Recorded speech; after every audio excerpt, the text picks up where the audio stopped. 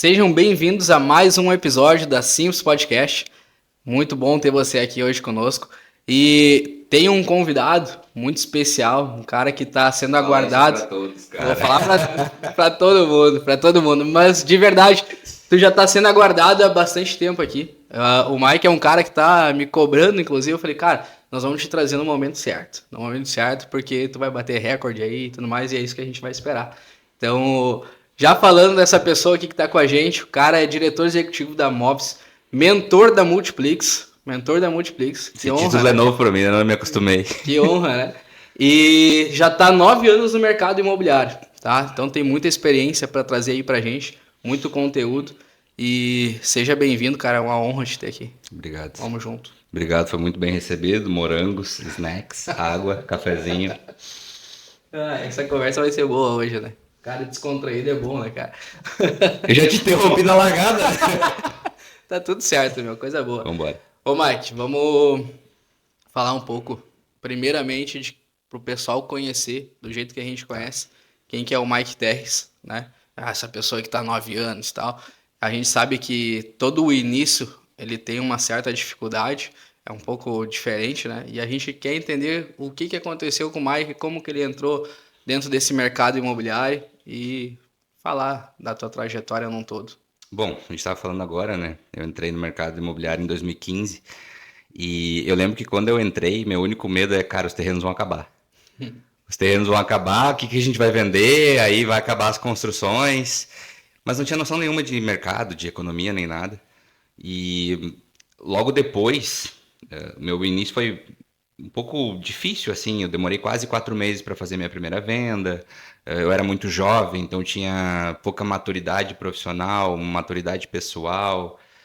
Eu lembro que na época eu tinha recém ficado solteiro, então eu queria fazer muita festa, saía muito, então não tinha tanta responsabilidade para sempre estar cedo no plantão, sair tarde, focar no trabalho de verdade. Então levou um tempinho até essa maturidade profissional chegar. Isso com certeza prejudicou um pouco o meu início. Hoje, olhando para trás, eu entendo que isso é o aprendizado que o tempo trouxe, mas é justamente esse conselho que eu dou para quem entra no mercado hoje num estágio parecido com o que eu estava lá atrás, sabe? Para ser um pouco mais focado, para ser um pouco mais maduro profissionalmente, para não errar no básico. Chegar cedo, fazer o trabalho, não enrolar, sabe? Pô, demorei quase 4 meses para fazer minha primeira venda. Eu poderia ter vendido no meu primeiro mês ou no segundo mês, sabe? Então, isso acho que prejudicou um pouco. Mas também formou caráter, né?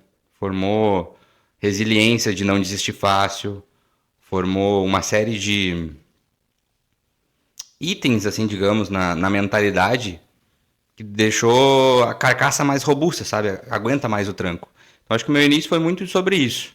Tive pouco suporte, o meu suporte era muito sobre buscar o suporte, buscar ajuda. É muito diferente do que a gente vê hoje nas empresas bem estruturadas, como a Simples hoje, por exemplo, que oferece uma série de estrutura para o corretor quando ele inicia. Lá atrás não tinha isso muito claro, né? Os gerentes faziam o melhor que eles podiam com o recurso que se tinha. E se tinham equipes muito grandes e muitos negócios acontecendo para dar suporte, uma pessoa só não conseguia dar suporte para todo mundo, muito menos treinar um novato. Então o novato meio que tipo, putz, eu preciso me virar com os meus colegas aqui e tentar aprender o que eu consigo. E foi assim que eu comecei a trilhar minha jornada. Tentava aprender com um, com outro, com um, com outro. E aí logo depois que eu aprendi, eu buscava tentar ensinar isso para as outras pessoas. Não foi à toa que em menos de 10 meses de profissão eu fui chamado para ser gerente de uma outra equipe, justamente por esse perfil de, putz, eu aprendi, já vou ensinar alguém a fazer o que eu estou fazendo. Vou dar o suporte, vou ensinar. E aí fui convidado por um amigo e um dono de uma outra imobiliária para ser gerente de uma equipe de vendas e tive minha primeira experiência na liderança. Mas foi basicamente esse meu início, sim. Meu medo era se ia ter imóvel por muito tempo para vender. Graças a Deus temos. O que foi a tua primeira impressão quando tu entrou no mercado? Foi justamente isso que tu falou agora? Foi isso. Foi, putz, será que isso aqui vai durar bastante tempo? Porque eu tinha saído de uma empresa onde eu queria construir carreira e não podia porque eles não batiam com os meus valores. Entendi. Vou contar brevemente, assim. Eu trabalhava na Labs, uma loja aqui uma Magazine Luiza, mas aqui do Rio Grande do Sul. E eu tava indo super bem na loja. Eu entrei lá, fiquei menos de um ano E, cara, com 4, 5 meses de loja, eu já estava sendo destaque, já estava ensinando os vendedores novos e estava indo bem. E eu pensei, cara, eu tô gostando disso aqui. Eu ia em todos os treinamentos, adorava.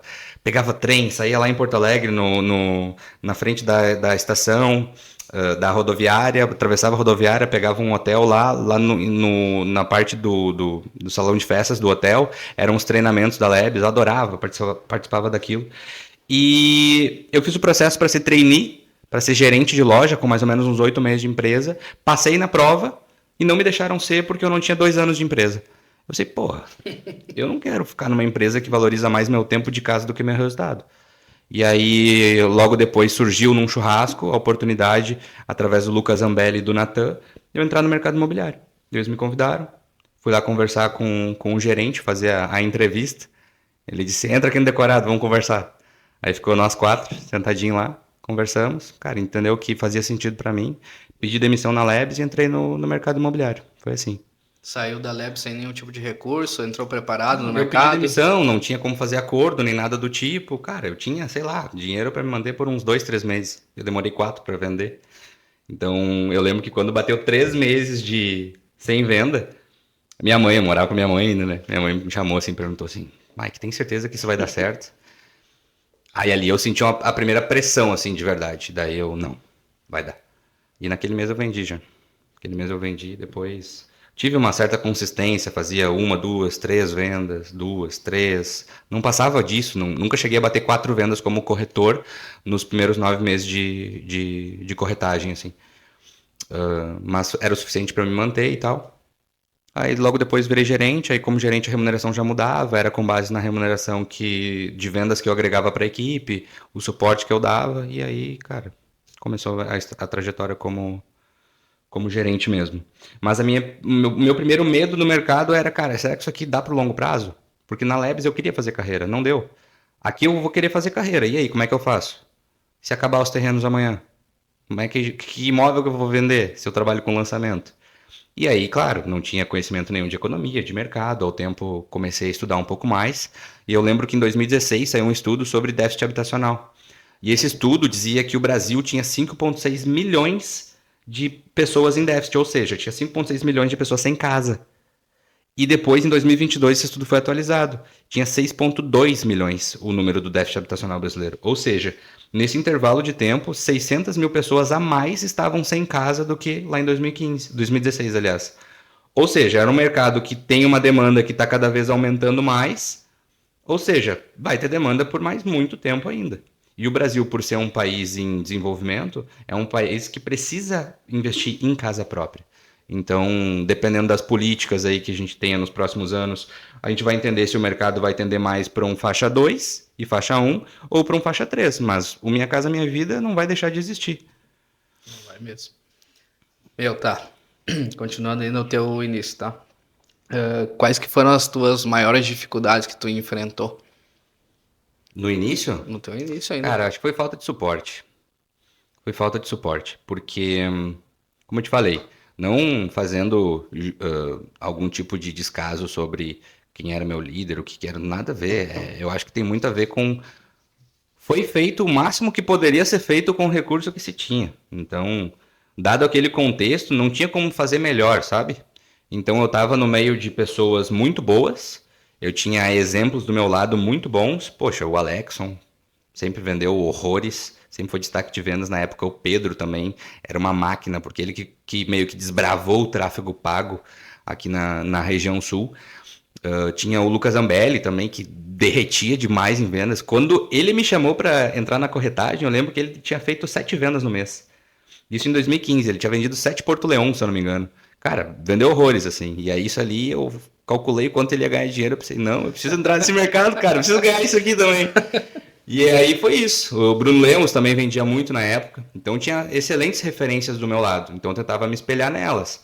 Mas é diferente o suporte de um líder e um suporte de um colega corretor. Porque ele não tem obrigação de te dar suporte. Então depende da tua capacidade de perguntar, de ir atrás, de ficar questionando, ficar tentando aprender com aquela pessoa. Então é muito diferente. Então acho que essa foi a minha maior dificuldade. O mercado nesse tempo ele era bem diferente do que quer dizer, ainda tem muito isso, né, da falta de suporte em algumas empresas, né, mas era bem diferente nessa época, né? Eu também tive essa questão de suporte, porque era uma lista de telefone. Eu não tinha preparo nenhum também quando eu entrei no mercado, tava falando pra ti, né? Preparo nenhum. E de dinheiro financeiramente, principalmente. Era só a lista ali, pega o telefone e vamos ligar, né? E isso é uma das coisas que mais influencia, né? Eu acho que isso faz com que hoje, vamos pensar assim nos nossos negócios, né? Eles têm um viés totalmente de fazer o contrário do que a gente viveu lá atrás, né? Totalmente. Então, isso é um ponto positivo. Querendo ou não, é aquela frase, né? Tempos difíceis fazem homens fortes fazem tempos fáceis fazem homens fracos. Então, a gente viveu tempos difíceis, a gente ficou forte. Então, agora a gente está criando tempos fáceis para as pessoas que estão no mercado. Mas deveria. Talvez foi bom pra gente, pô. É verdade, é verdade. Tá, mas, Vamos cara, dificultar então. não vamos dificultar, não vamos dificultar, pô. Ô, Mike, das dificuldades, o que tu mais enfrentou ali nessa trajetória?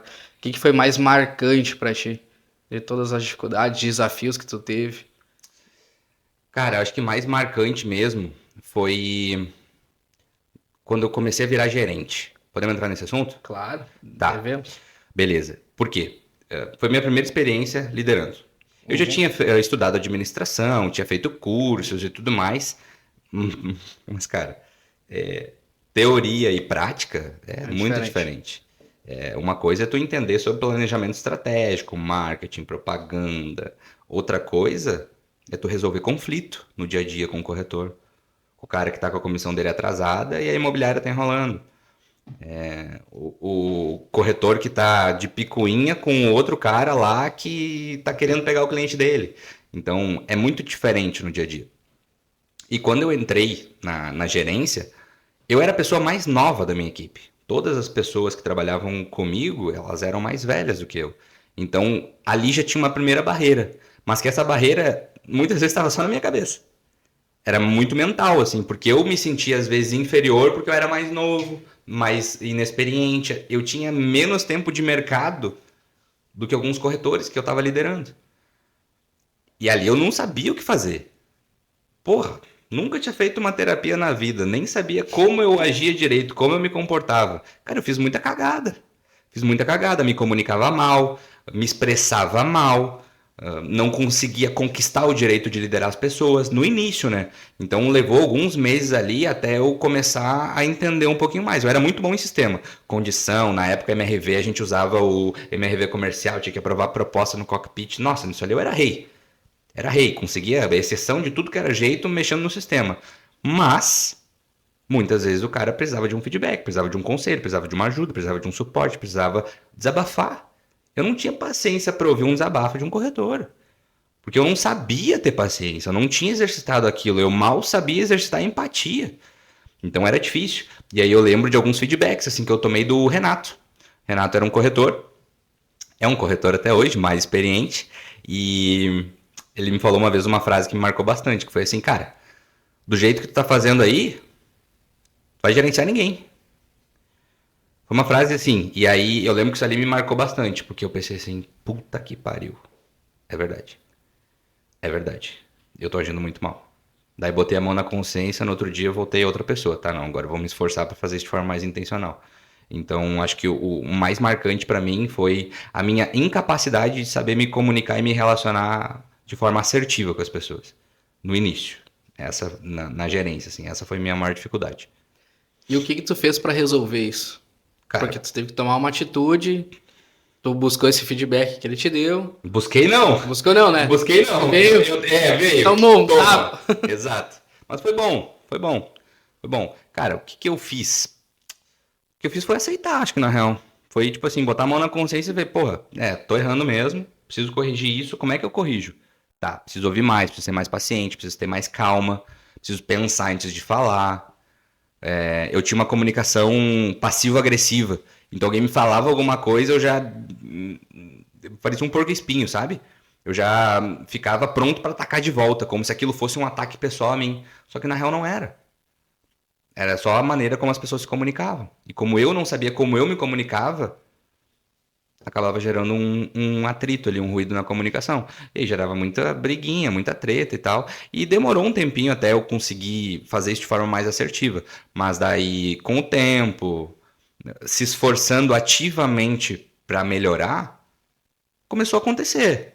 Pô, as pessoas começaram a confiar mais em mim, confiar mais na minha gestão, a me dar mais moral, me dar mais espaço. E aí eu comecei a me relacionar melhor com as pessoas e a gente começou a entregar mais resultado. E aí eu fui entendendo que, cara, beleza. Quer dizer então que fazer uma boa gestão de uma equipe de corretores de imóveis tem a ver com eu manter a harmonia nesse ambiente e essa equipe unida. Porque daí eles vão se ajudar. Quando eu precisar contar com eles, eu vou poder contar com eles. Ou seja, eu preciso conquistar o direito de liderar eles.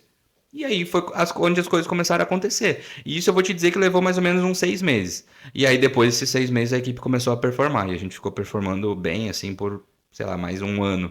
E depois, sim, a gente foi para outra empresa. Teve algum tipo de ferramenta, pessoa, mentor, terapia, que fez com que tu que ajudasse nessa forma de relacionamento para poder fazer essa gestão com a equipe? Não, ali foi só, cara, meio que aprender por osmose. Por quê? Porque na época eu trabalhava com duas pessoas que eram muito boas de relacionamento, que era a Vivi e o Júlio. Cara, eles eram muito bons de relacionamento com todo mundo. E eu observava eles vivendo. E a partir disso eu comecei, tá, não, beleza, dá pra fazer dessa forma. Então quando eu precisar falar isso, ao invés de eu falar do jeito que eu falo, que é um jeito grosseiro, eu posso falar dessa forma aqui. E aí eu comecei a entender um pouco mais sobre comunicação não violenta, eu comecei a entender um pouco mais sobre comunicação no geral, sobre como me relacionar com as pessoas. E terapia foi conhecer em 2020 só.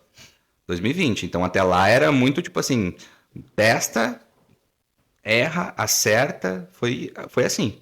Então foi vendo como as outras pessoas se relacionavam. Outra pessoa que me ensinou muito sobre relacionamento e comunicação foi o Josué, na época da MRV. A Lilian, nossa, demais. A Lilian, até hoje na MRV, cara, ela dá aulas de como se comunicar, de como se relacionar com as pessoas. Aprendi muito com ela. Depois, na época que eu fui trabalhar na MRV como gestor da MRV, também conheci muita gente que sabia se comunicar muito bem. E posso dizer que isso foi o maior aprendizado da minha carreira até hoje. Comunicação. Aí é prática, né? Todo dia tu saiu da teoria, tava dentro da prática e tava ajustando Exatamente. a todo tempo. Exatamente, porque isso não aprende em nenhum curso, né? Muito difícil. Tipo assim, falando em administração, planejamento estratégico, marketing, essas coisas, não aprende comunicação. Não É de aprende. fato, né?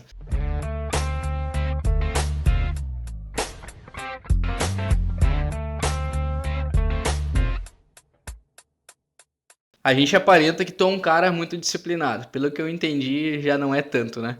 Não, calma. Pela Pela conversa do bastidor vocês vão entender, mas vamos lá. O quanto que a disciplina ela faz a diferença pro cara ter sucesso nesse negócio? E aí agora tu constrói ou desconstrói o que eu falei, fica à vontade. Tá, bom. Eu acho que a disciplina, primeiramente, eu acho que ela é uma coisa muito superestimada pelas pessoas. As pessoas colocam a disciplina lá num pedestal, assim. Nossa, como uma pessoa disciplinada, uau, ela é um robô, ela é um negócio. Eu não penso muito assim. Eu acredito que a disciplina ela é importante, sim, mas a disciplina é sobre tu dizer não, né? Fazer o que precisa ser feito e somente o que precisa ser feito, como se nada mais importasse a não ser aquilo.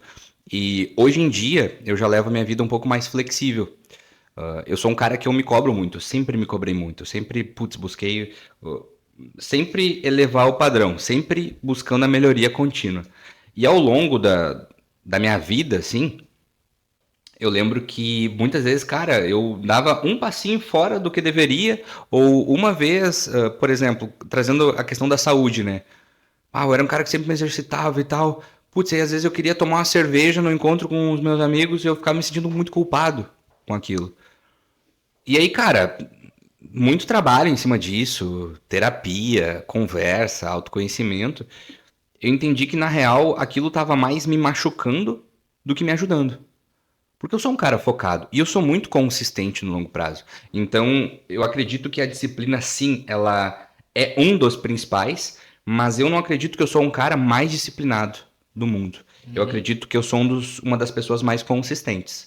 Não do mundo também, né? Acho que não. Mas da minha volta, assim, do meu círculo, eu acredito que a consistência é o que mais faz diferença pro meu resultado. Porque a disciplina tem a ver, até eu estava tentando dar esse exemplo antes, sobre, pô, aqui a gente tem frutinha e um salgadinho. Cara, disciplina seria eu dizer não pra esse salgadinho. Mas, cara, é bom pra porra. Eu tô afim de comer o salgadinho. Então eu vou comer o salgadinho e tá tudo bem, eu não vou me martirizar por isso. Mas eu não vou deixar de treinar, porque eu sou consistente no que eu me proponho a fazer. Então, por exemplo, eu não preciso ter um padrão extremo de rigor para as coisas que eu quero fazer, mas eu preciso fazer o que eu preciso fazer. Então, academia, treino, alimentação. Alimentação, cara, hoje eu como marmita. Eu como marmita de manhã, de meio-dia e de noite. Minha janta é marmita e meu almoço é marmita. Antes de vir pra cá, eu comi uma marmita, porque eu sabia que eu precisava me alimentar bem e tal, a conversa ia ser longa, precisava estar ok. Só que isso não quer dizer que eventualmente, galera do escritório vai sair pra almoçar fora num restaurante hoje. Cara, eu vou junto. Ah, mas e a marmita? Não, eu vou junto porque, pô, o momento de conexão com o time é tão importante quanto eu me manter dentro da dieta. E aí no restaurante que eu vou fazer, eu vou tentar comer o mais correto possível. Mas eu não vou deixar de comer se eu quiser comer uma batata frita, porque, eu preciso ser disciplinado. Eu preciso ser disciplinado para quem? Para mim. E o meu nível de disciplina tá dizendo que naquele momento tá ok comer batata frita, desde que eu faça o que precisa ser feito depois, treinar, manter a alimentação adequada, no que precisar e tal. E tá tudo bem. Então, eu acho que a disciplina, sim, ela é muito importante. Só que eu não sou o cara mais disciplinado do mundo, mas eu sou muito consistente. Então, por exemplo, tem. Ano passado, por exemplo, a gente começou a fazer a matinal no nosso escritório. Todo dia, às 8h30 da manhã, eu fazia a matinal. Na época eu morava em Canoas, por conta do trânsito, eu tinha que sair de casa às 7h40 da manhã para chegar no escritório às 8h30. 8h20 para começar a matinal às 8h30 com a equipe. E, cara, eu fiquei fazendo isso por exatamente um ano. Todo santo dia, eu ia pro escritório, saía de casa às 7h40, 7h30 e chegava no escritório 8h15, 8h20 para fazer a matinal às 8h30. E, cara, consistentemente, às vezes eu chegava no escritório e tinha eu e mais duas pessoas para fazer a matinal. Pessoas que moravam na mesma cidade. E eu morava a 30 quilômetros de distância do escritório. E eu tava lá para fazer a matinal. Então isso mostrava que no longo prazo a consistência vencia. Porque eu tava lá fazendo a matinal todos os dias. Então eu tava dando o meu melhor. Agora, nem por isso, muitas vezes eu deixava de sair de noite. Eu deixava de ter ido dormir mais tarde, porque eu tinha que sair com alguém, tinha que fazer dado um rolezinho no aniversário, uma festa, ou sair com a namorada. Eu fazia. Ou seja, eu não era tão disciplinado, mas eu era consistente. Eu não dizia não para tudo, mas eu fazia o que precisava ser feito. Então acho que a consistência é muito mais importante que a disciplina hoje, com a minha visão que eu tenho hoje, né? Nossa. Trazendo para as vendas, o impacto para corretores, para imobiliária, para gestores, empresário. Vamos pegar o corretor como exemplo. O corretor tem que estar todo dia no escritório 8h30, no máximo 9 horas da manhã. 9 horas já é tarde. Tem que estar antes. Tem reunião, tem matinal 9 horas da manhã, tem que estar às 8h30 lá, 8h20. Porque senão vai terminar a matinal entre 9h40 e 10 horas, esse cara vai começar a produzir às 10 horas. Mas às 8 horas ele já teria que ter cobrado todos os clientes da noite anterior. Entendeu? Então acho que a consistência trazendo para esse lado seria isso, o cara chegar cedo no escritório todo santo dia. E não é segunda a sexta, segunda a sábado pelo menos. Pô, o corretor vai trabalhar só de segunda a sexta para quê? Não, segunda a sábado. Sábado é o dia que geralmente se faz muita visita, atendimento presencial, fechamento. E o cara que não tem atendimento presencial, visita ou fechamento, ele tem que estar prospectando cliente. Ele tem que estar prospectando cliente. E aí, se ele quiser, ele pega o domingo como descanso e eventualmente vai ter que acabar atendendo também no domingo. Mas a pessoa precisa fazer isso. Se ela quiser ter algum tipo de resultado no mercado. Se ela quiser ir a passeio, fazer uma venda a cada 2 meses, ok. Mas se ela quiser ter um resultado legal, ela vai precisar ser consistente com isso. E aí tem a ver com chegar cedo todos os dias, não sair cedo também, sair tarde. Porque, cara, vamos lá. O cara é CLT muitas vezes. Se ele trabalhar numa empresa, muitas vezes ele vai ter que chegar na empresa às 7h30, 8 horas da manhã. E ele chega, trabalhando para os outros. Aí quando ele trabalha para ele, fazendo a grana dele, ele vai decidir trabalhar menos? Não faz sentido. Aí sim que ele tem que trabalhar mais.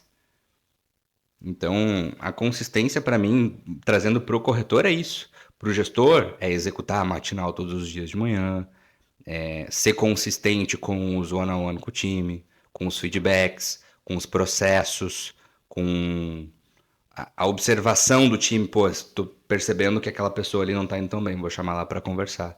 E fazer isso consistentemente ao longo do tempo. Cara, o resultado é consequência de uma série de comportamentos que o cara vai executando. Então, o corretor, se ele executar todos os dias, com consistência, a prospecção dele, ele vai conseguir mandar doc, ele vai conseguir vender. Não tem mistério. É uma fórmula. Ele escolhe seguir ou não. Massa. Tu falou das matinais, feedback, one-on-one ali. Como que tu faz isso com teu pessoal hoje? Começando as matinais, acredito que eu já sei como é que funciona, né? Mas para te colher hoje um feedback hoje com o teu corretor, como que tu conecta com ele, como que tu chega até ele, como é que é o teu relacionamento com essa pessoa? Porque não é um negócio tão simples, né? Não, não é. Feedback. Não é. Não é simples, é extremamente complexo, mas tudo que eu busco fazer na minha vida, assim, eu busco tentar encontrar ordem lógica por trás daquilo. Então eu sou cara fascinado por ferramentas, por fórmulas, porque pra mim faz mais sentido, porque eu sou um cara muito lógico, assim, muito racional, muito analítico. Então, quando eu encontro uma fórmula de fazer aquilo, fica mais fácil. Então, por exemplo, eu busco entender primeiro quem é a pessoa que eu preciso me comunicar. Ela é uma pessoa, aí trazendo até uma das ferramentas que a gente usa, que é o teste de perfil comportamental, o DISC. É uma pessoa mais dominante, mais influente, mais estável, mais conforme. Porque, dependendo do tipo de personalidade, a conversa vai ser diferente. Eu sei que para um perfil mais autoconforme, eu vou precisar me preparar para aquela reunião. Eu vou precisar ser objetivo, eu vou precisar cuidar da minha comunicação, eu vou ter que parecer profissional, vou ter que mostrar profissionalismo no negócio, vou preparar uma conversa estruturada e vou trazer os pontos de forma formal para ele, porque essa pessoa vai valorizar esse tipo de ação vindo de mim. Então, por exemplo, eu preciso dar um feedback para uma pessoa autoconforme, com certeza eu já vou estar com toda a estrutura do que eu preciso passar, inclusive um plano de ação pronto para essa pessoa. Se é uma pessoa mais dominante, eu vou precisar negociar aquilo muitas vezes com a pessoa. Eu vou vir com uma comunicação não violenta. Eu vou me preparar para esse momento e vou ter que ser o mais objetivo possível, porque essa pessoa valoriza muito tempo. É uma pessoa mais influente, talvez seja uma conversa mais informal. Talvez eu leve essa pessoa para tomar um café, eu leve ela para conversar na rua. Eu faço muitas perguntas para que essa pessoa, um exercício de localização, para ela se localizar onde que ela possivelmente está errando ou não, e a partir disso eu aplico o feedback. Já um autoestável, eu já vou me comportar de uma outra forma, vou fazer com que a pessoa saiba que aquilo é pro desenvolvimento dela, que é pro bem dela, né? Vou fazer com que a pessoa se sinta segura também. Então, para cada pessoa, eu tento adequar a comunicação da forma que possa fazer mais sentido para ela. Tu se prepara bem antes, né? Tu anota e tudo mais. Tu falou de um feedback antes que o Renato ali, ele trouxe pra ti, né? Que aquele ali foi um feedback que te marcou. Tem algum feedback que te marcou, que tu deu o feedback pra algum corretor, alguma pessoa que tu sabe que marcou demais e mudou o resultado dela, levou ela pra adiante? Essa aqui é de pensar mesmo. Essa aqui é difícil. Porra, tiveram vários já. É. Tiveram vários. Mas deixa eu pensar algum que a pessoa me falou assim, cara, tu me falou aquilo ali, foi muito bom. Me pegou no contrapé agora, não vou Vai lembrar. tranquilo, eu imagino. Daqui a pouco tu pensa aí num feedback, tu deve ter bastante. Mas eu sei que isso é algo que melhora bastante. Porque até algumas pessoas, muitas vezes, elas não gostam, né, de receber o feedback, né? Pô, vai lá o Mike lá, o Guilherme lá, me fala de novo o negócio. Pois, às vezes o óbvio, né? Tá sendo ali dito. Cara, lembrei. Vai, bora. Um recente. Eu não vou falar o nome da pessoa para não expor ela, mas era uma pessoa que estava esperando muito um cargo. Ela ia ser promovida para líder de uma nova equipe.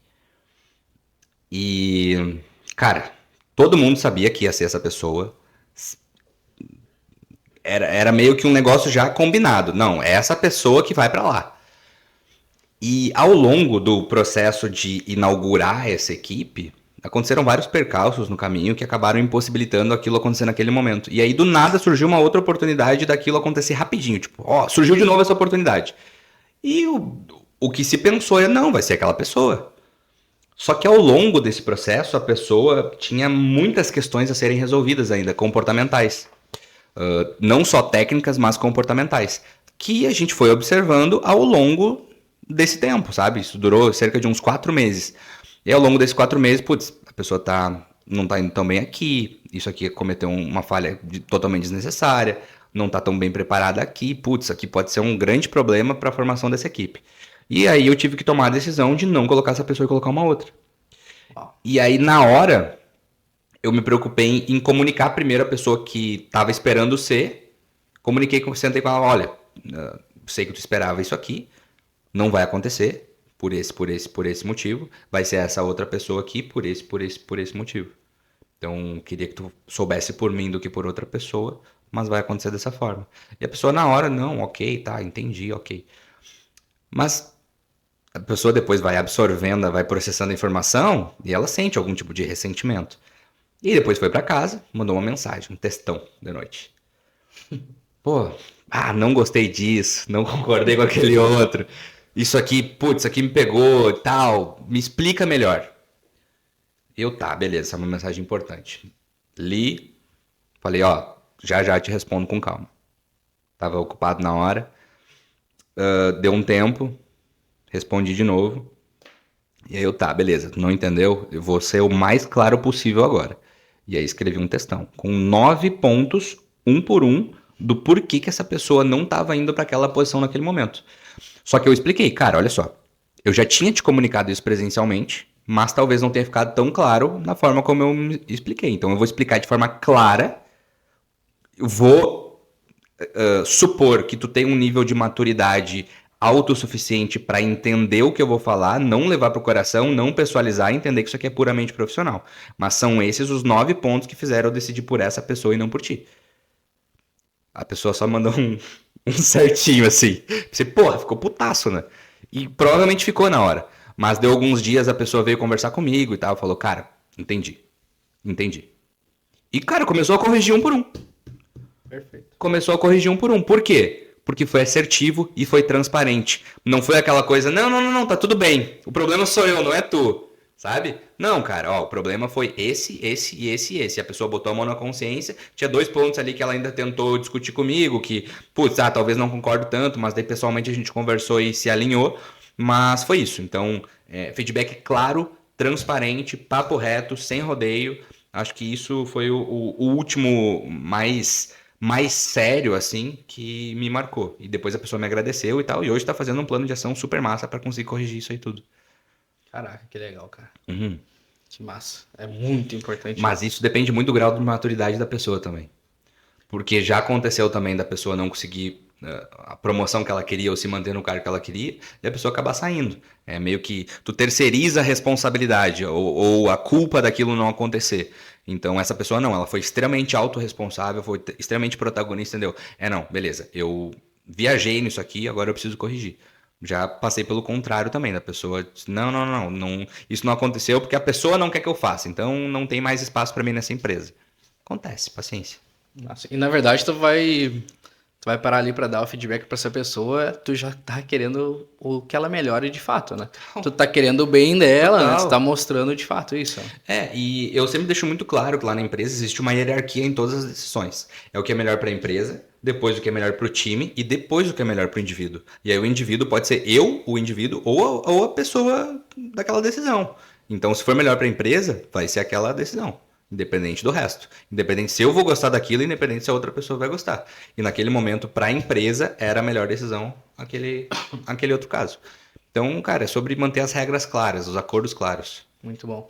Mike, sobre a mentoria, a Multiplix. Ela vem sendo algo muito importante. É muito importante para mim, acredito que é para ti. Já tá muito mais tempo nessa caminhada aí também, né? E agora tu entrou de mentor, faz um tempinho ali, tu entrou de mentor, tá trabalhando aí com os corretores imobiliários, tá ensinando o pessoal, né? Com a tua experiência. O que tu vê assim de ponto de melhorias hoje para imobiliárias e também para corretores? Começa nos corretores. Beleza. Cara, eu acho que hoje para os corretores o que falta de verdade é o cara ter honra. E o que eu quero dizer com honra é ele cumprir a palavra. Vou dar um exemplo, tá? Meta. Cara, tu também deve trabalhar com essa metodologia. A gente trabalha com meta, tanto semanal e diária. A pessoa que fala, não, eu vou entregar tanto. Vamos dar um exemplo, vou entregar 5 docs essa semana. E a pessoa não entrega, não é que ela não entregou o resultado, ela não honrou com a palavra dela. Faltou honra, faltou compromisso. Ela prometeu um número que ela não entregou. Então, hoje o que falta é honra, é palavra, é cumprir. Então não é, putz, coloquei uma meta. Não é talvez chegar naquele objetivo, é fazer até chegar no objetivo. Se não chegou no objetivo, não terminou o dia, não vou parar de executar. Ah, não consigo entregar isso aqui. Então ajusta a meta, negocia a meta, para ela ser uma meta, claro, desafiadora, mas real. Então a pessoa fala assim no início do mês, quero fazer 4 vendas esse mês. A gente estipula um plano de ação, beleza, para te fazer 4 vendas no mês, tu vai precisar, sei lá, mandar 22 docs. A pessoa precisa fazer aquela meta mensal e dividir pelas semanas. Então vamos supor que vai dar 6 docs por semana. Cara, é honra cumprir 6 docs por semana. Não bateu na primeira semana 6, bateu 4, na outra semana não é 6, é 8. Porque tem que recuperar os 2 da outra semana, senão não vai chegar no número que vai dar a tua conversão, que vai dar o número de vendas que tu me disse que tu queria pegar. O que faz ele não bater a meta semanal? Não bater a meta diária, né? Não vai bater a semanal, tá? Mas o que faz ele não buscar? Eu vou me comprometer contigo em fazer os 6 documentos na semana. Vou captar tantos clientes, vou fazer tantas análises e eu vou fazer, sei lá, 1 venda, 2 vendas na semana. E aí eu não cumpri com isso. O que faz eu não cumprir esses resultados? Eu tô te prometendo. Cara, não.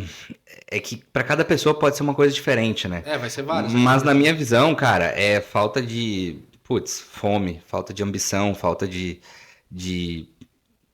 Às vezes é vergonha na cara também, né? Acontece. Às vezes é vergonha na cara, às vezes é gurizada sem maturidade, não. Parece que tá a passeio no trabalho. Mas eu sempre levei o trabalho muito a sério, né? E me incomoda as pessoas que não levam o trabalho tão a sério quanto eu levo. Então, cara, número, meta, pra mim não é opção, não é, vou tentar chegar naquilo. Não, cara, eu vou fazer até chegar. Vou fazer até chegar. E pra pessoa que não encara isso dessa forma, acho que falta seriedade de encarar o trabalho como ele deveria ser encarado. Então, há um tempo atrás, eu era bastante, não só flexível, mas eu era muito permissivo em relação a isso. Hoje eu não sou mais. Hoje eu não sou mais. Porque eu entendi que, cara, eu entrego muito, modéstia à parte. Eu entrego muito. Eu tenho certeza que tu entrega muito. Pô, olha só. Hoje a gente tá no dia 6 de dezembro. Agora são 8 horas. Tu tá aqui gravando um podcast para de alguma forma melhorar o treinamento do teu time e do mercado. Sexta-feira de noite, cara. Dezembro, calor. A gente podia estar tomando uma cerveja agora. A gente tá aqui trabalhando. E esperar essas pessoas que estão Exatamente. E eu tenho certeza que amanhã, sábado, tu vai estar aqui no escritório. Com certeza. Ou tu vai estar atendendo. E provavelmente tu vai fazer matinal. Porra, tu entrega. Então não faz sentido uma pessoa que entrega querer estar do lado de uma pessoa que não entrega. E uma pessoa que diz que vai fazer 6 docs na semana e bate 3, e na outra semana não bate 9, ela não entrega. Essa pessoa, hoje, eu não quero mais ter do meu lado. Porque eu entrego. Eu quero pessoas que entregam do meu lado. Porque isso vai fazer com que o meu time olhe para o lado e enxergue outra pessoa que entrega. Então, a pessoa que não entrega hoje, cara, talvez ela até tenha tido bastante tempo de espaço na empresa, mas daqui para frente não vai ter mais. Dificilmente. E os líderes da empresa hoje estão sendo treinados para também não admitir mais isso. Muito bom. Bom, e para as imobiliárias, cara? Os pontos de melhorias. Tu vê? Sim. Bom, como a minha dificuldade lá no início foi muito comunicação, não ter conquistado o direito de liderar o time, eu percebo que esse é o mesmo problema de muitas imobiliárias hoje. Porque o cara que abre uma imobiliária hoje, geralmente ele é um bom corretor. Que ou ele cansou de vender, ou ele quer ganhar mais dinheiro, ou ele quer se aventurar, ou ele estava insatisfeito com o ambiente que ele estava e quer criar um novo. E isso é um sentimento genuíno. Só que ele precisa se preparar para a nova função. Agora ele não é nem um gerente de vendas e nem um corretor mais. Ele é um empreendedor. Ele é um administrador de empresas. Então ele precisa se preparar para isso. E as habilidades que trouxeram ele para o momento que ele está hoje não são as mesmas que vão levar ele adiante. Então as habilidades que fizeram dele um bom gerente ou um bom corretor não vão fazer dele um bom empresário. E ele precisa rever essas habilidades. E uma delas é a liderança. Porque se ele não liderar bem o time dele, ele não vai conseguir vender. E se ele não conseguir vender, ele não vai ter um bom faturamento, fluxo de caixa, geração de receita, geração de caixa. E isso vai permitir, aliás, não vai permitir que ele consiga fazer o resto das demandas que a empresa precisa para conseguir crescer. Então, acho que o primeiro ponto é a má liderança. É o que mais falta nas imobiliárias. Mas às vezes é por ignorância, é por falta de conhecimento, é falta de acesso. Porque hoje tem muita metodologia de trabalho. Porra, fazer matinal, one-on-one, metodologia ágil. Isso, cara, é muito comum hoje em empresas grandes. Mas no mercado imobiliário não. Porque a galera, ela parou no tempo. Parou no tempo. Então agora, uma nova geração de empresários tendo mais acesso à informação, mais acesso a conhecimento, cara, tá passando o rodo nas imobiliárias tradicionais que não se desenvolveram, que ficaram paradas no tempo. E isso tem a ver com o quê? Com, nossa, a gente está fazendo algum tipo de malandragem? Não, cara, a gente está fazendo o trabalho que eles deveriam estar fazendo. Agora que se tem acesso à informação, por que o dono da imobiliária não para 1 hora por dia para ler um livro, para se desenvolver, para melhorar a sua gestão, a sua liderança? Então acho que é muito sobre isso, Gui. Sobre a galera parar de ficar terceirizando a responsabilidade, entender que o resultado da empresa é reflexo do dono, e se o dono é um cara fraco na gestão, ele precisa se melhorar para que a gestão dele melhore, para daí sim ele conseguir entregar mais resultado. Então, o primeiro ponto, o ponto principal, o 80-20 do que faz as imobiliárias não terem bom resultado, é o dono fraco. É a gestão fraca, a liderança fraca. Porque depois é processo, sistema, indicador, metodologia. Isso o dinheiro compra, cara. Processo, contrata um consultor, ele desenvolve o processo para ti. Sistema, contrata o sistema, o dinheiro paga o sistema que vai te dar gestão, vai te dar indicador, vai te dar visibilidade, dashboard e tal, dados. Isso tudo tu compra. Mas a liderança, o cara precisa aprender. E ele precisa executar e viver aquilo. Então, na minha opinião, é liderança e depois entra a parte de gestão mais técnica, assim, de dados, sistema, indicadores, ferramentas. O que tu olha todo dia na tua empresa? Todo dia, Todo dia. número de DOC, número de venda e valor investido em marketing e número de leads. Boa, boa. Isso de forma objetiva, né? Subjetiva é clima, engajamento, como é que tá os ambientes, se a galera tá vindo, tá participando da matinal, tem uma assiduidade, outros indicadores mais secundários, assim, turnover, a rotatividade de pessoas na empresa, tem muita gente saindo e tal, quer dizer que aquele líder de repente não tá tão bem treinado. Então, essas são métricas secundárias, mas de forma objetiva, é número de DOCs, número de vendas, investimento em tráfego e número de leads.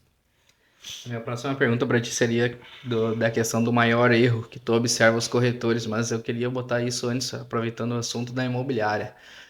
Seria essa questão da parte da liderança mesmo, talvez. Que é o cara, e para ele resolver isso? Para ele resolver, eu sou um bom vendedor, tá? Que é o que acho que acontece na maioria das empresas hoje imobiliária, né? Sou um bom vendedor. Tava lá, tô vendendo, abrir imobiliária. Vou lá, vou ensinar o cara a vender e tal, tudo certo. Mas ele não vai, a maioria não sabe liderar, né? Tem essa questão da comunicação, que esse cara, ele se comunica do jeito que ele aprendeu, do jeito que ele acha que é o negócio. Eu falo porque por um bom tempo eu também tive isso, tá? Essa questão, não, pera aí, eu sou um cara que valoriza muito o trabalho, igual tu falou. E daí eu via os caras ali, não tá trabalhando e tal. Né? Vou comunicar do jeito que eu acho, entendeu? Ódio. Exato, e eu comunicava do jeito que eu achava, e tinha um certo jeito para comunicar isso, igual tu falou ali da questão do disco e tudo mais. Indo para essa parte, cara, dos erros da imobiliária, como que faz para consertar essa parte da liderança? Buscando um mentor, o que tu fez para consertar? Não sei se tu fez, mas o que Cara, tu faz? Fiz sim. Primeiro passo foi terapia. Ponto. Não existe um bom líder que não tenha autoconhecimento. Impossível. Impossível. Porque se ele não se conhece, ele não sabe gerir suas emoções. E se ele não sabe gerir essas emoções, dificilmente ele vai ter empatia pelas emoções do outro. E se ele não tiver empatia pelas emoções do outro, possivelmente ele não vai conseguir se conectar. E se ele não se conecta, ele não lidera. Então, é sobre gente. Então, se tu não tem a capacidade de se conhecer, tu não consegue nem conhecer o outro. Concordo. Tá? Então, o primeiro ponto seria isso, autoconhecimento. Então, o cara precisa fazer uma terapia. Esse é o primeiro ponto. Segundo ponto, ele precisa estar perto de referências e pessoas que são melhores do que ele e de preferência em várias coisas. Então, por exemplo, uma das coisas que mais agregou na minha carreira foi eu ter contato, por exemplo, com o Yali. Porque, porra, eu aprendi demais com esse cara. Ah, beleza, acompanhar influenciadores no Instagram. Porra, meu Instagram, se for ver ali, eu sigo uma penca de influenciadores, porque eu moldei o meu ambiente para onde eu olhasse, alguma coisa me influencia de forma positiva. Então, hoje, no meu Instagram, cara, eu entro ali, o primeiro post que vai vir vai ser uma coisa, sei lá, Flávio Augusto, Denner Lippert, Joel J, Conrado Adolfo, Yali, Danilo Miller, Lucas Procópio, vai vir alguma coisa desses caras. Entendeu? Então, isso ali já me lembra todos os dias de eu, pô, isso aqui vai me ajudar de alguma forma. Isso aqui vai me ajudar de alguma forma. Então, já moldei meu ambiente para isso. Segundo, quando eu comecei a me conectar com o Yali mais, eu comecei a entender, cara, como é que esse cara pensa? Como é que ele se comporta? Como é que ele reage aos problemas? E aí eu entendi, cara, ele comunica tão bem, mano. O que eu preciso fazer então é me comunicar melhor. Olha a capacidade de comunicação dele. Caralho, eu admiro isso demais. Daí eu entendi, pô, preciso me comunicar melhor. Como é que eu faço isso? Comecei a me policiar para corrigir vícios de linguagem. Eu sempre fui uma pessoa que eu gostei muito de ler.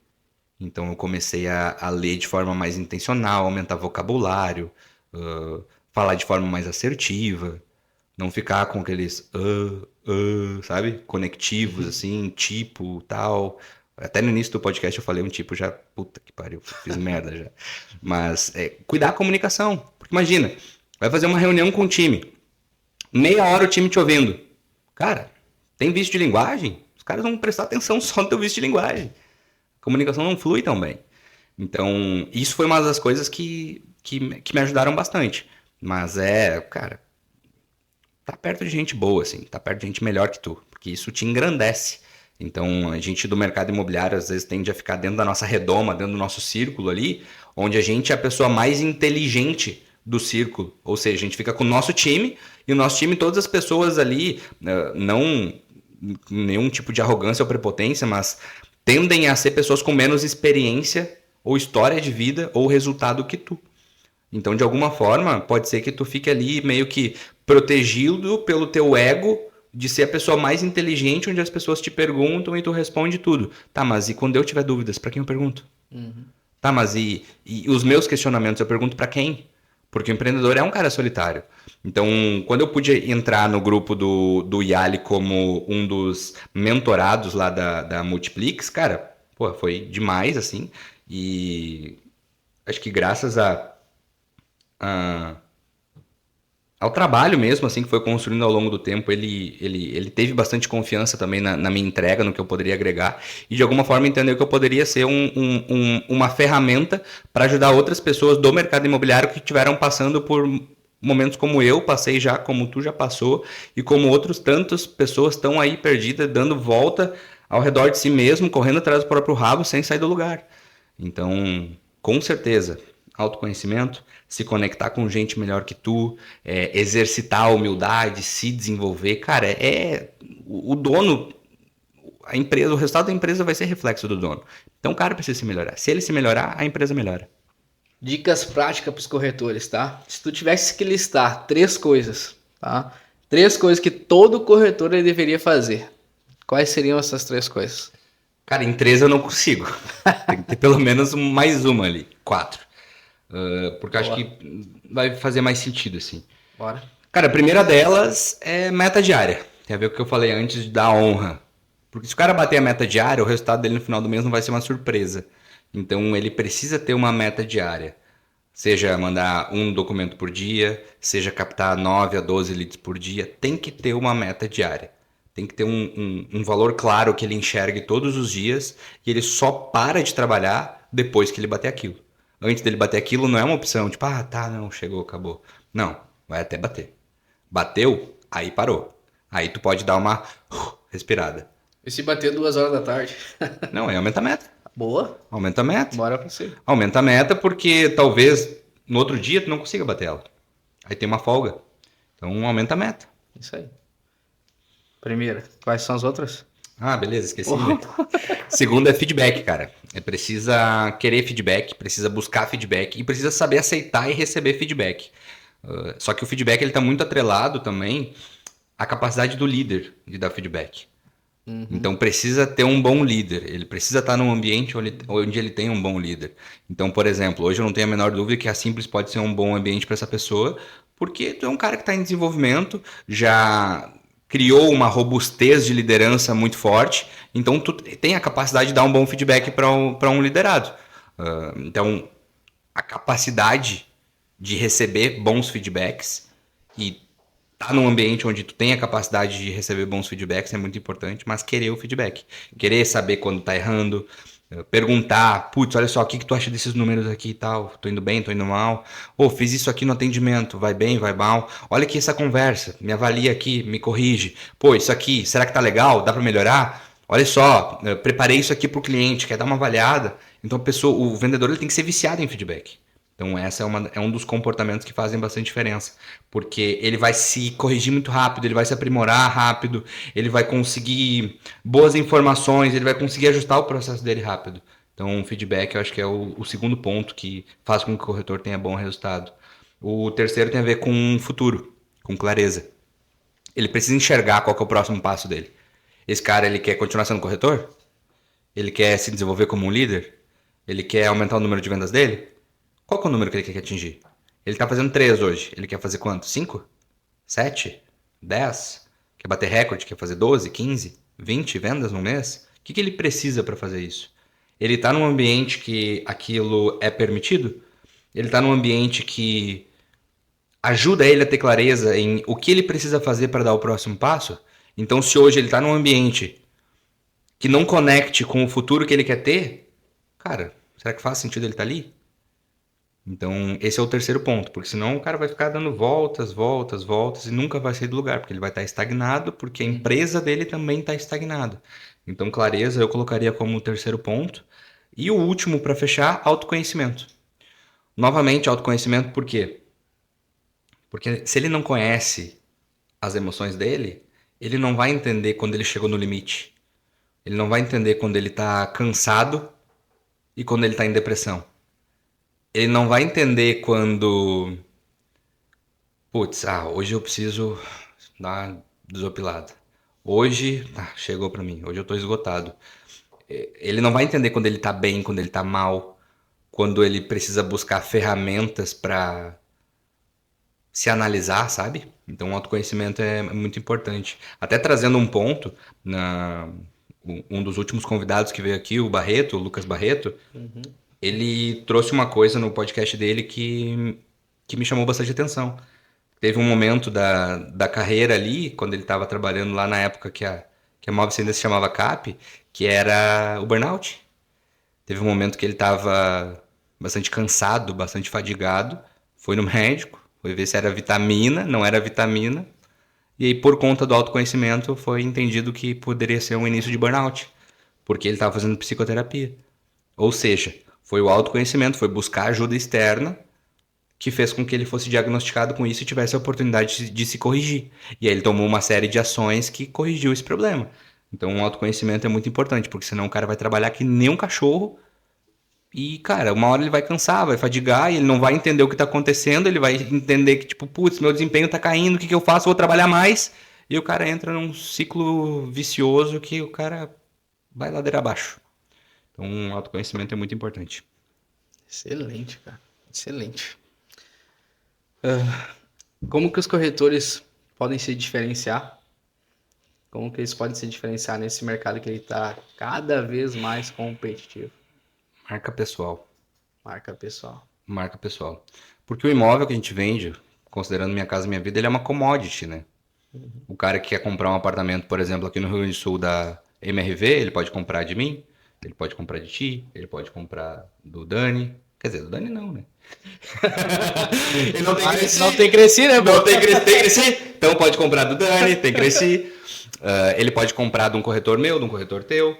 Ele pode comprar de qualquer pessoa, é uma commodity. A condição vai ser a mesma, a consultora vai ser a mesma, a tabela de vendas vai ser a mesma, a unidade vai ser a mesma. Então o que vai diferenciar é o atendimento. Então, cara, já que é o atendimento que vai diferenciar, Beleza. Só que para chegar no atendimento, o cliente precisa te conhecer. Então, a marca pessoal. No longo prazo, é marca pessoal. Então, o corretor precisa investir em tráfego pago, ele precisa investir na marca pessoal dele, ele precisa investir em conteúdo, disponibilizar tempo, criação de conteúdo. E aí, se precisar de uma empresa para isso, VIT. Entendeu? Boa. Mas o cara precisa investir na marca pessoal dele, porque senão, no longo prazo, ele vai ser só mais um frente a todos os outros. Qual que é o diferencial dele? Porra, esse cara é famoso. Porra, esse cara já é destaque. Pô, olha só quantas vendas esse cara já fez. Olha o Instagram dessa pessoa. Já tem, pô, 8, 9, 10 mil seguidores. Tem mais de 120 fotos com clientes ali. Então, cara, a marca pessoal é muito importante no longo prazo para o corretor de imóveis se diferenciar. Existe alguma ferramenta ou tecnologia que tu acha assim que é indispensável? Indispensável para o corretor? iPhone e MacBook. Cara, parece brincadeira, mas eu quero dizer iPhone e MacBook como, num geral, como boas ferramentas de trabalho. Acho que essa é a principal tecnologia que todo corretor precisa ter. Cara, ninguém merece ver um stories de um corretor feio, tremido, com a câmera suja, com a câmera zoada. Então o cara precisa ter boas ferramentas de trabalho. Ai, mas Mike, é caro comprar um MacBook, é caro comprar um iPhone, é caro para quem está vendendo pouco.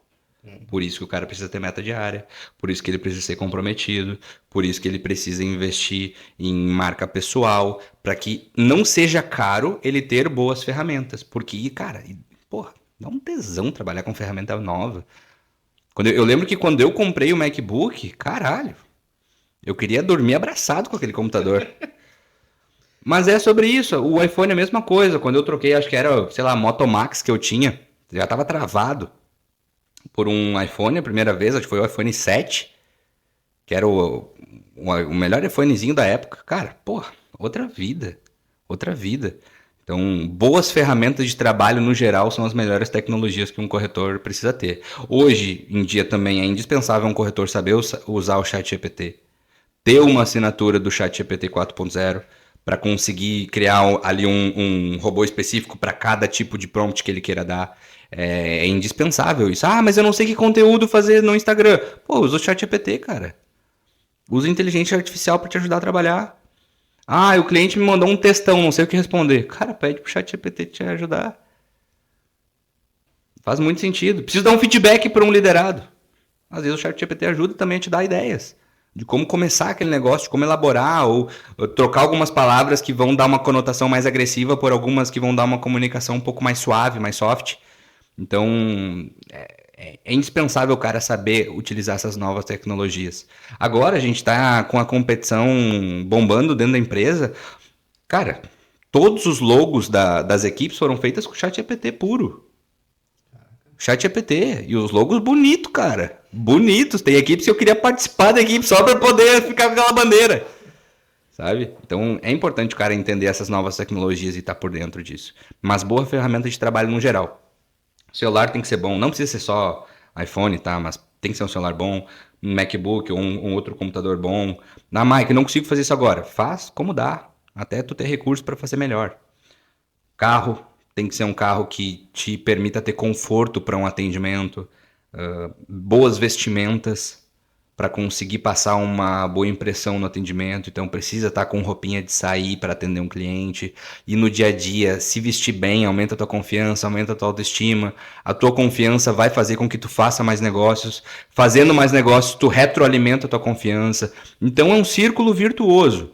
Se o cara se arruma, ele melhora a autoconfiança, a confiança faz ele fazer mais negócios, que faz ele ter mais capacidade financeira faz ele conseguir retroalimentar esse círculo inteiro.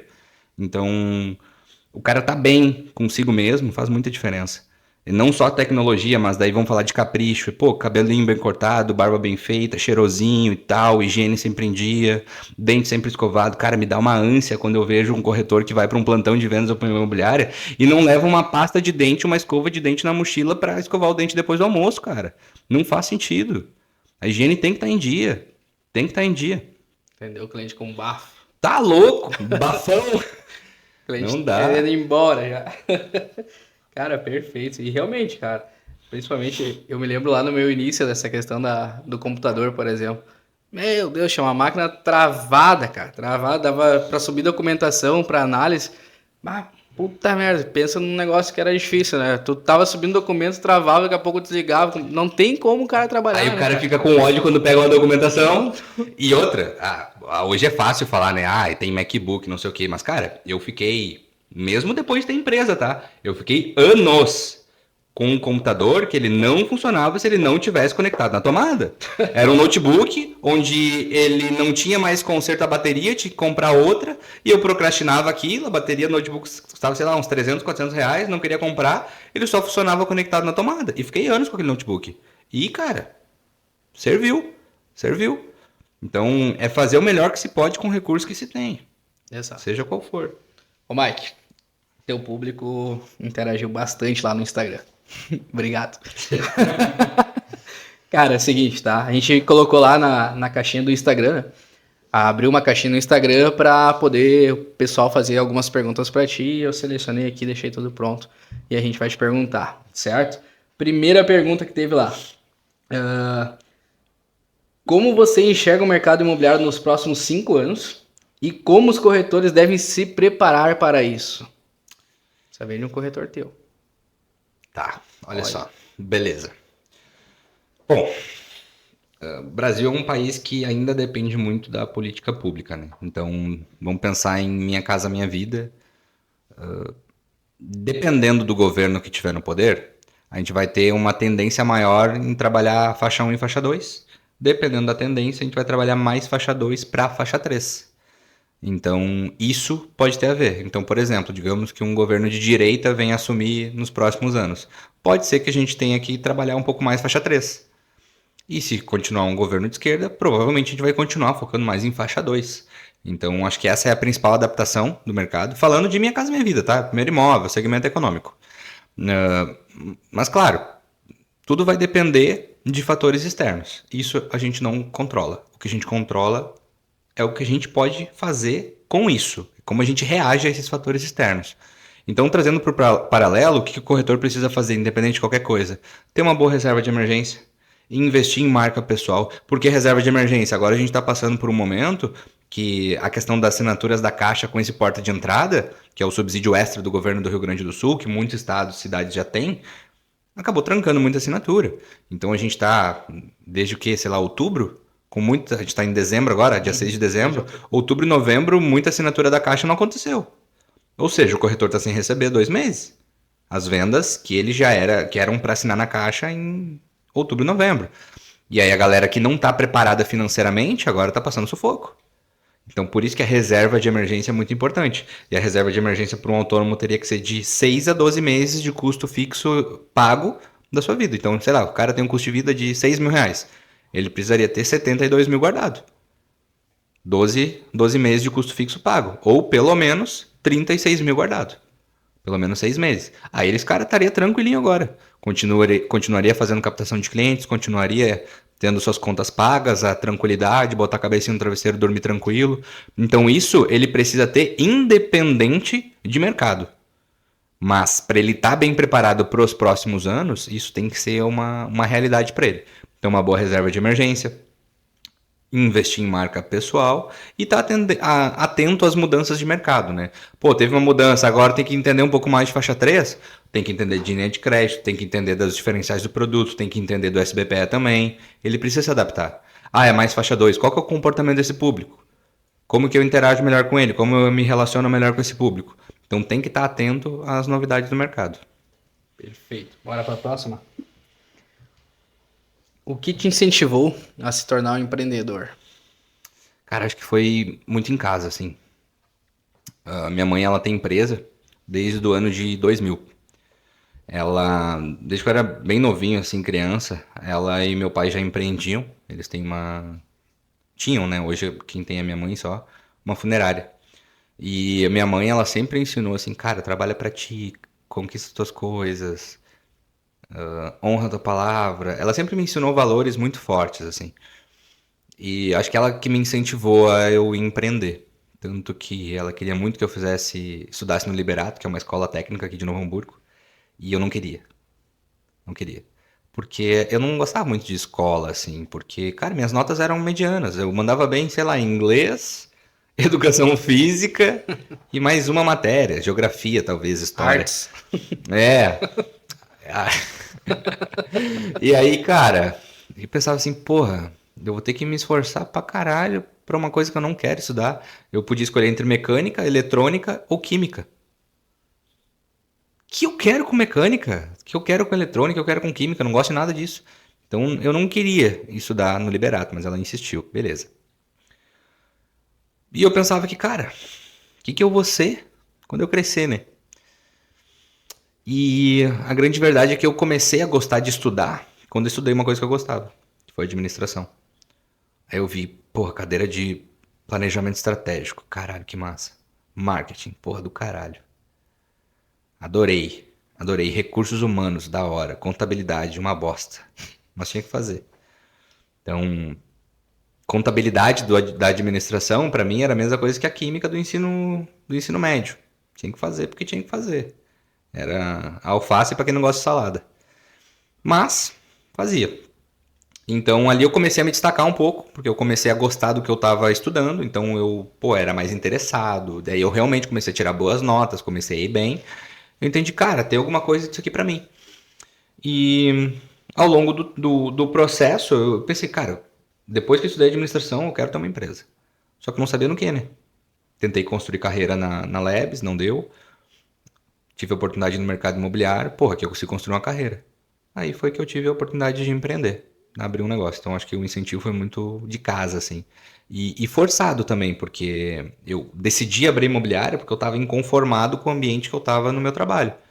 Porra, um ambiente tóxico, a cultura onde eu não tinha controle nenhum, os processos, não era eu que era o responsável por criar, por mudar, não tinha autorização, não tinha muita flexibilidade.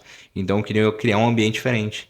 Queria ter um ambiente, participar de um ambiente próspero, onde as pessoas tivessem oportunidade de crescimento, um comissionamento justo, ganhassem bem. Então acho que isso que me incentivou mais a empreender, assim. Bacana. Vamos lá? Bora? Como ele fez para ter bons resultados e saber administrar toda a equipe? Eu não sei se eu tenho bons resultados. Eu não sei se eu sei administrar a minha equipe. Mas, cara, assim, tive alguns feedbacks bastante positivos do time ao longo desse tempo que me fizeram entender algumas pistas. Bom, beleza, isso aqui que eu tô fazendo tá certo. E aí pessoas de fora olhavam para a empresa e pensavam assim, caralho, vocês fazem tudo isso, vocês têm tudo isso. Tô legal, tô indo no caminho, tô indo no caminho certo. Mas a grande verdade é que eu sempre busquei fazer o melhor que eu podia. Então eu sempre busquei estudar sobre, eu sempre busquei me desenvolver enquanto ser humano, como profissional. Busquei muita ajuda externa, consultoria, mentoria. Pô, tô desde 2019 buscando ajuda externa. Desde que eu abri a empresa, desde o primeiro ano eu busquei ajuda externa para conseguir resolver algum problema que eu estava vivendo na época. Então já participei por diversos treinamentos, workshops, mentorias, treinamentos, pô, um monte de coisa, imersões. Até conhecer também o Yali, aí tive um contato um pouco mais próximo com ele como mentor mesmo de negócio. Mas eu acho que essa ajuda externa ajudou eu conseguir ter robustez profissional para conseguir adequar as demandas do dia, resolver os problemas do dia a dia. Tanto que hoje eu tenho uma série de problemas que eu enfrento como qualquer empreendedor no dia a dia, mas eu sinto que cada vez mais eu tô com as ferramentas e o conhecimento adequado para o nível de desafio que eu estou enfrentando. Então eu sinto que eu estou preparado para as coisas que eu estou lidando, sabe? Então, se eu pudesse dar uma dica para as pessoas que querem, de fato, ter bons resultados e conseguir administrar bem a equipe, é, cara, se desenvolva. Busca ajuda, se aprimore, não caia naquela zona de conforto ou na, não se deixe levar pelo ego de não, do jeito que tá bom, o melhor jeito é o meu. Não, sempre dá para melhorar. Sempre dá para melhorar. E, cara, desenvolva o teu time, não centralize, dê oportunidade de outras pessoas crescerem, dê oportunidade de outras pessoas serem melhores que tu, porque isso é uma coisa que ferra muito empreendedor, os caras querem abrir uma empresa e eles querem ser o melhor da empresa. Não, cara, tu tem que ter pessoas melhor que tu. Tem que ter pessoas melhor que tu fazendo coisas que tu não sabe fazer, inclusive. E aí tu tem que ter a capacidade de conseguir se conectar e liderar essas pessoas mesmo tu não sabendo tanto quanto aquela pessoa daquela área.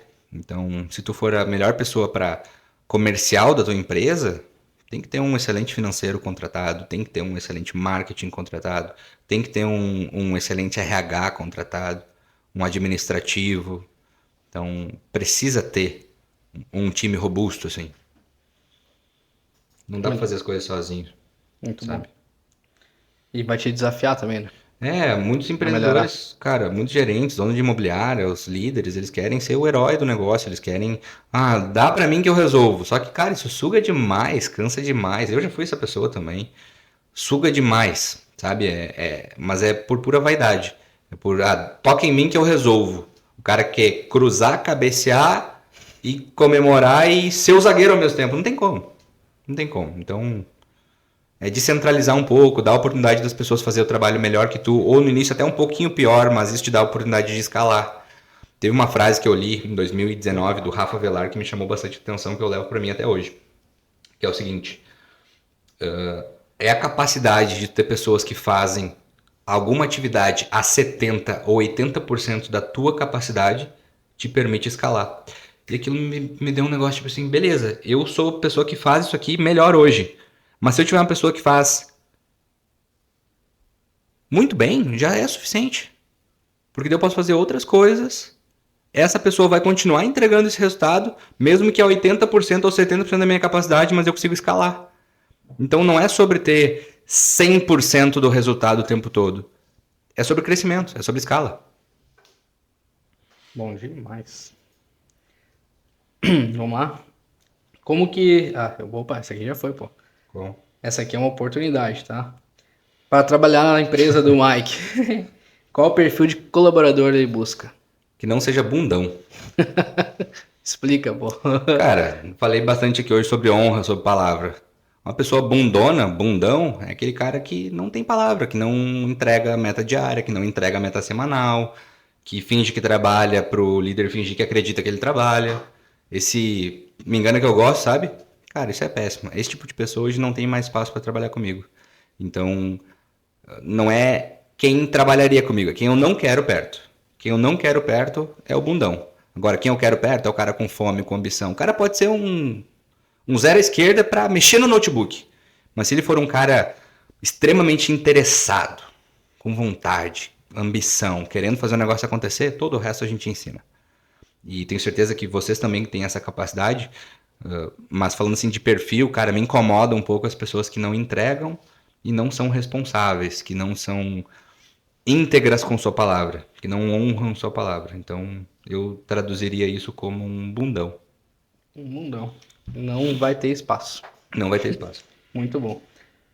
Para o corretor que está iniciando, qual a dica de ouro ele daria para que o mesmo tenha um início mais tranquilo? Vai trabalhar de CLT se tu quer tranquilidade. Vai trabalhar na praia.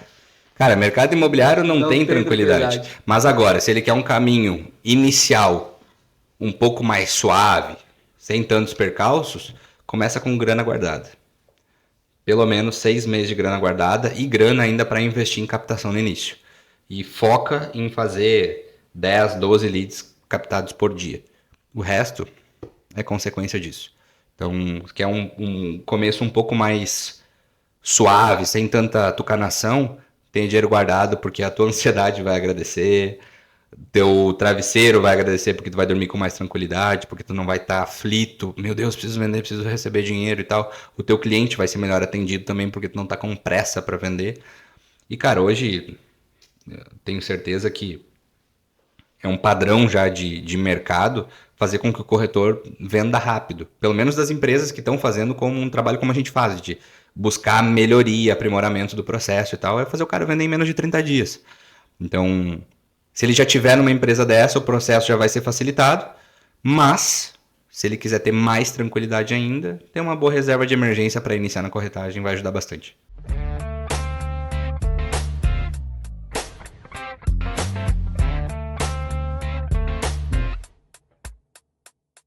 Qual foi o melhor conselho que tu recebeu na tua carreira? Cara, um deles foi o do Renato, né? Então Falando dessa forma, tu não vai conseguir liderar ninguém. Esse foi um doce. Mas teve alguns momentos, assim, que eu tive com um gestor, o Jean Franco, da MRV. Me ensinou bastante, assim. O Jean, ele tinha um pouco de fama, assim, de ser meio turrão, meio durão, assim, meio seco com as pessoas. Mas eu gostava, porque eu sempre fui prático, objetivo, então ele era muito prático, objetivo. Fazia uma pergunta de 2 minutos, ele te respondia com 3 palavras. E era suficiente.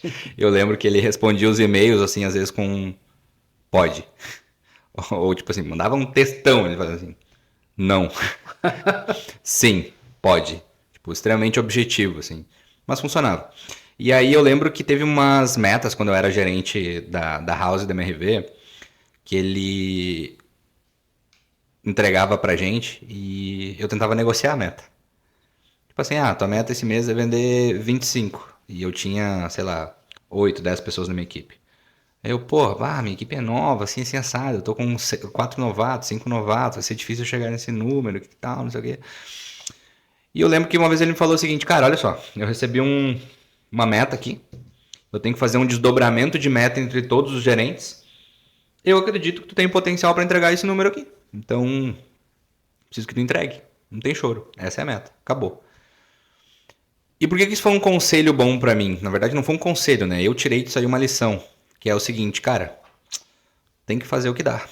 E a minha função é resolver problemas. Se eu tô na liderança de uma equipe, eu sou responsável por resolver os problemas que aquele cargo que compete a mim, que estou naquele cargo, resolver. E um deles era entregar aquele número de meta com os recursos que eu tinha, com a equipe que eu tinha, com as pessoas que eu liderava, etc. E, cara, isso foi importante para o desenvolvimento da minha carreira, que era, cara, beleza, se ele acredita que isso é possível, ele tem experiência para acreditar de forma mais profissional que aquilo é possível, então realmente aquilo deve ser possível, então eu vou dar um jeito de entregar. E foi assim, cara, ao longo, eu fiquei como gerente da House da MRV por 15 meses, e desses 15 meses eu entreguei, eu não lembro ao certo se foram 11 ou 12 metas, mas acho que foram 12 metas, então tiveram 3 meses que eu não entreguei meta. E mesmo assim as metas que no primeiro momento pareciam muito difíceis. E quando eu saí da MRV, eu lembro que eu entreguei uma equipe fazendo 40 vendas, cara. Então, uma equipe que foi criada do zero, que a primeira meta era 6 vendas, sabe? Então, foi interessante, assim, esse aprendizado que isso me gerou. Cara, essa é a tua meta, dá um jeito de entregar e é isso, te vira. E aí o cara tinha que ir lá e se virar e dar um jeito de entregar mesmo. Então, e isso foi um grande aprendizado para minha carreira, assim. Não chora, dá um jeito de resolver, seja protagonista, seja responsável e é isso. Grande dia. Se tu pudesse voltar no tempo, o que tu diria pro Mike do passado? Não vai dizer que tu vai fugir, né? Não, não. Diria, cara, tenha calma, tenha paciência, as coisas vão acontecer, continua no teu planejamento de longo prazo. Tudo que eu sempre fiz na minha vida profissional, assim, depois ali dos 20 anos, foi pensando sempre no longo prazo. E eu lembro que não só eu, mas muita gente é muito imediatista, né? Que é resultado para ontem. E às vezes a gente não dá tempo que precisa a uma estratégia de trabalho.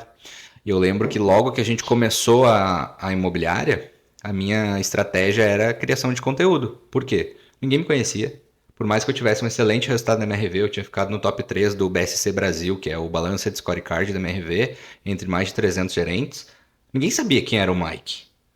Que é esse cara aí, magricelo, novo, com pouco tempo de experiência, com quem ele é. E aí a minha ideia sempre foi criar conteúdo para mostrar que eu tinha conhecimento para que eu pudesse ser respeitado pelo meu conteúdo até que o meu resultado chegasse. Então, desde o início, lá de 2019, eu comecei a produção de conteúdo para isso, para eu conseguir ter uma certa abertura nas construtoras que eu quisesse trabalhar. E funcionou muito bem. Sempre tive as portas muito abertas nas principais consultoras no início do trabalho. Lotice, Baliza, logo depois Bolognese, Tenda, consultoras mais locais, assim, que surgiam com alguns lançamentos, a Vasco. Então eu tive boa abertura e isso facilitou também para as pessoas entenderem que, cara, eu não estava brincando, eu estava fazendo um trabalho sério. Por mais que eu fosse novo, não aparentava estar fazendo um trabalho sério, a gente estava fazendo um trabalho sério. Então, essa intencionalidade assim me ajudou bastante no início. Quais que são os próximos passos pro Mike?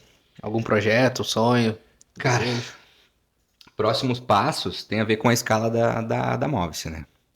Mas quando eu falo de projeto ou sonho, eu tenho muito claro para mim, assim, que eu já tenho há bastante tempo, que é quando eu tiver 40 anos, eu quero ter um projeto social ligado ao esporte e educação. Que é o quê? Bom, eu sou fruto do esporte. Então, a minha mentalidade, a minha personalidade, ela foi moldada, o meu caráter, ele foi moldado dentro do esporte.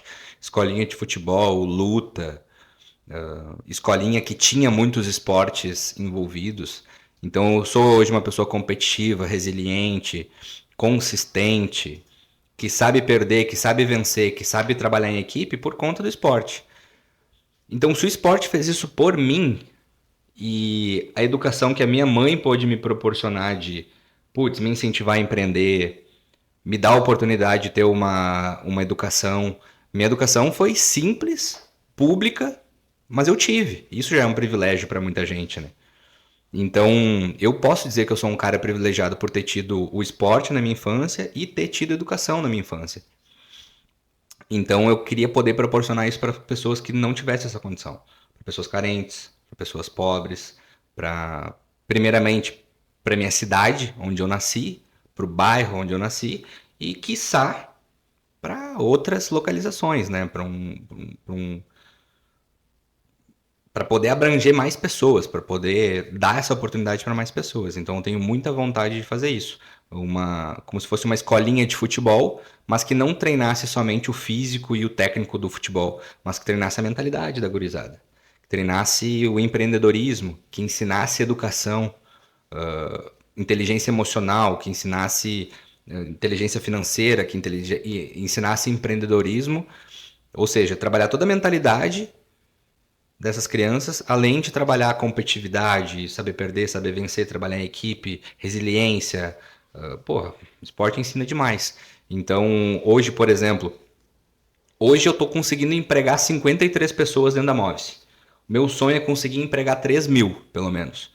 Se eu, que tive essas oportunidades na vida, consigo empregar 3.000 pessoas, e se eu conseguir, de alguma forma, impactar a vida de 100 crianças? De 200? 1.000? Olha quantas outras vidas podem ser transformadas através dessa educação, sabe?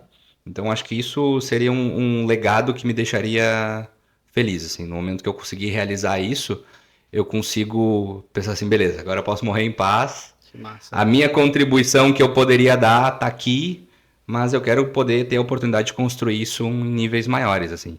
Então hoje eu preciso fazer a empresa crescer, fazer a empresa escalar, porque no momento que isso não for mais uma necessidade para eu viver bem, para minhas próximas gerações da minha família viver bem, eu quero poder melhorar as próximas gerações de pessoas que venham de alguma forma estar perto de mim, sabe? Então, esse é um grande projeto que eu tenho, assim, um sonho que é investir em futebol e educação infantil.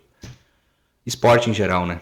Que massa. E realmente, o esporte ele muda totalmente, né? Essa questão da competição, inclusive. Cara, eu nunca vou esquecer professores que me ensinaram algum tipo de esporte. Nunca vou esquecer do professor Bira, do Muay Thai. Nunca vou esquecer da Sora Lourdes, de Educação Física do colégio. Do professor Marcelinho, de futebol. Do Matheus, professor Éder, Educação Física também. Cara, a Sora Sara, a Sora Teia, que ela ensinava vôlei lá na escolinha que eu ia. Então, cara, essas pessoas me marcaram muito. Com cada um deles eu tive algum aprendizado diferente. Então, eu quero poder proporcionar isso para outras pessoas. E muitas vezes, cara, uma família mais humilde não vai ter grana para pagar uma escolinha, sabe? Então, se essa pessoa puder ter acesso a isso, sendo subsidiado por uma pessoa que deu certo na carreira do empreendedorismo, porra, maravilhoso. Quem sabe essas pessoas não se tornem uma nova pessoa que vai empregar 2, 3.000 outras pessoas. Então, gerar uma série de benefícios para a sociedade, né? Muito bom. Para finalizar, qual seria a tua principal mensagem, tá?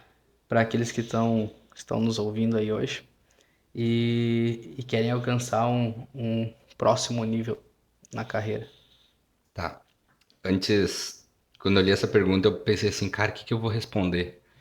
E na verdade, puxar na memória um fato que é o seguinte: em 2018, eu conheci um termo que se chama MA+. A letra M, a letra A e o símbolo de mais. E em 2019, quando eu abri o escritório, abrir imobiliária, eu coloquei isso no vidro. Escrevi no vidro e ficou lá. Até o momento que a gente fechou o escritório, que foi em 2020 que a gente trocou para o escritório maior. Então, o primeiro ano inteiro da empresa ficou isso escrito na janela. O que isso quer dizer? O M é de entregar melhor, o A é de entregar antes e o mais é de entregar mais. Então, se tu quer crescer na tua carreira, tu quer atingir um próximo nível, tu tem que fazer melhor do que os outros fazem. Tu tem que fazer antes do que os outros fazem. E tu tem que entregar mais do que os outros fazem. Só tem duas pessoas que não crescem na carreira. Quem só faz o que é pedido e quem não faz o que é pedido. Então, quem não faz o que é pedido, tá cheio por aí. São os bundões que eu falei antes. E, cara, quem só faz o que é pedido, também tá cheio. Essa pessoa não cresce. Então, uma pessoa que quer crescer na carreira, ela precisa fazer mais do que lhe é pedida. Tá, mas Mike, como? Cara, protagonismo. Aí tem a ver com a mentalidade. Cara, é a mesma coisa assim. Olha só, vou fazer um podcast. Legal. Vou receber o convidado. E aí a pessoa que está organizando o podcast, pô, na real, já deixei tudo pronto. Tá aqui, ó. Tem frutinha, tem salgadinho, tem água, tem um energético ali na geladeira e tem um café pronto. O que tu quer? Porra, nem esperava isso. E, porra, entregou mais. Sabe? Entregou mais do que era pedido. Pô, eu fui contratado para gravar um podcast ou para montar um podcast e fiz mais do que me era pedido. É sobre isso. Um corretor de imóveis vai atender um cliente. Como ele pode fazer mais? O cliente falou que ele vai ser atendido, que ele vai no escritório depois do trabalho dele. Pô, essa pessoa vai chegar com fome no escritório. Ela vai chegar cansada. Pô, vou esperar esse cara com uma aguinha gelada, com um refrigerante, se ele gosta de refrigerante, com um salgadinho, com um bolinho, com alguma coisa para ele petiscar. E ainda, se eu sei que ele vai vir com criança, eu vou esperar ele com uma folha de desenho, com canetinha e lápis de cor para o filho dele desenhar, enquanto ele está em atendimento comigo. Pô, o cara foi lá para ver as condições de compra do imóvel. Ele foi recebido como um rei. Isso é entregar mais, sabe? Isso é entregar melhor do que a maioria. Então, é isso. Uma pessoa que quer alcançar o próximo nível, ela precisa ter essa mentalidade, fazer mais do que é pedida. Ela precisa ser protagonista, ela precisa não terceirizar a responsabilidade.